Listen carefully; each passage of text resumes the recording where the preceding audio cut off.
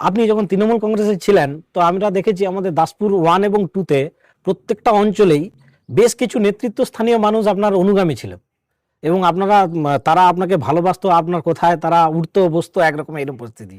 কিন্তু যখন আপনি দল পরিবর্তন করলেন, সেই অনুগামীরা কিন্তু দল পরিবর্তন সেইভাবে করেনি।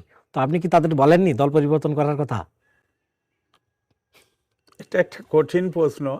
হ্যাঁ, তো সেই ক্ষেত্রে আমি বলবো যে দলের সেই মুহূর্তের যে পরিস্থিতি ছিল, হুম দলের বক্তব্য ছিল সেই মুহূর্তে হুম যে তৃণমূলের যে কোনো নেতাকেই নেওয়া সম্ভব নয়। আচ্ছা আচ্ছা আচ্ছা, তারা চিন্তা ভাবনা করে মানে তবেই বাছাই নেবে। বাছাই নেতাদেরকে নেওয়ার কথা ছিল।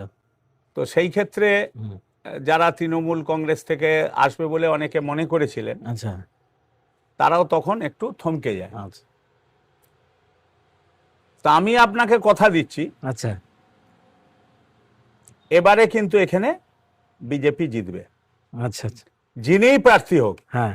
আমি দায়িত্ব নিয়ে কথা বলছি আপনার সঙ্গে, তাকে আমরা জেতাবো।